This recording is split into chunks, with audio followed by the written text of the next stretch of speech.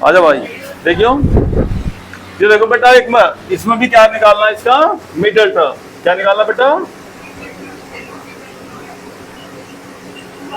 Middle term मध्य पद।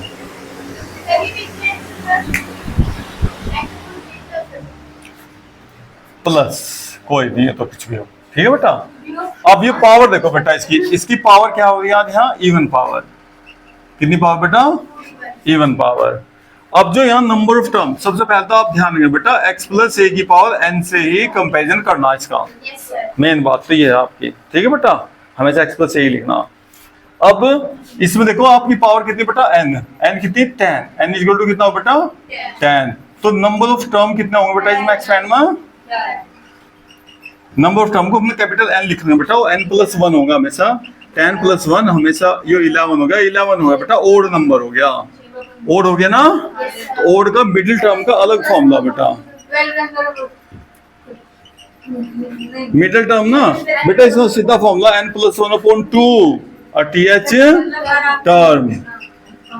देखो odd वाले का अलग फॉर्मूला, ये कब लगा फॉर्मूला बेटा, if n is equal to odd. देखो कैपिटल एन लिखा, मैं ना कभी स्मॉल एन के चक्कर में आ जाओ, ये देखना बेटा, ये पावर से तो मुझे मतलब नहीं है, मुझे तो नंबर ऑफ टर्म से बीच में से निकालना, जितने भी एक्सपेंड करने से टर्म होंगे ना, वहां से बीच में निकालना उस टर्म में, तो मुझे नंबर ऑफ टर्म से निकालना बेटा, ठीक है। तो अब देखो एन कैपिटल एन बेटा, तो एन प्लस 1 अपॉन 2 कितना आ गया, देखिए कितना था, ये 11 था बेटा, 11 प्लस 1 अपॉन 2 और th टर्म, ये हो गया आपका 12 अपॉन 2 और 6 टर्म हो गया, छठा टर्म बेटा आपका मिडिल टर्म हो गया 6 टर्म। तो T6 निकालना। अब आपको क्या फॉर्मूला करना बेटा, देखो आपका फॉर्मूला क्या, r प्लस 1 का फॉर्मूला आपके पास, तो भाई NCR x की power n minus r a की पावर r, ये जनरल टर्म का फॉर्मूला। आपको देखो 1 अलग निकालना भाई, चाहे जबरदस्ती निकालना भाई, जिसे आप तोड़ नहीं सकते, चाहे इतना ही प्लस 1 माइनस 1 करना पड़ जाए भाई, आज ना बात समझ में, देख ले। तो 1 अलग निकालना बेटा, देखो आपको 5 प्लस 1, आर की वैल्यू बताओ कितनी होगी आपके पास, ये लेना भाई आपको 1। अगर कोई वैल्यू ना कभी कभी ऐसा दे दे बेटा, टी एक्स दे दिया भाई, तो आपको ना भले ही आपको इसमें 1 माइनस 1 प्लस 1 का यो रखना बेटा, आर की वैल्यू, फिर 1 अलग करना ही करना, कैसे भी कर भाई, क्लियर, ठीक है ना।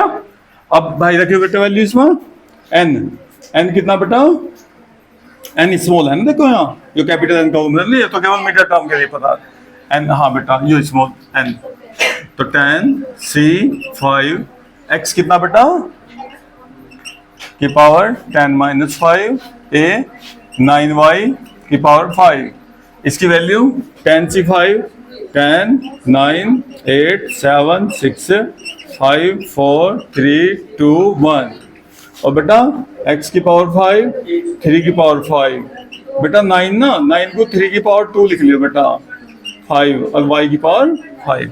ऐसे क्यों कर रहे हैं, क्योंकि ये भी 3 और ये भी 3, अब 3 में 3 की पावर ना प्लस माइनस हो जाएंगे आराम से भाई। 9 लिखा बेटा मैंने, 9 को 3 3 जा 9 लिख लिया। अब क्या होगा, 3 2 जा 6 और 5 2 जा 4 2 जा, और बेटा 2 2 जा 4,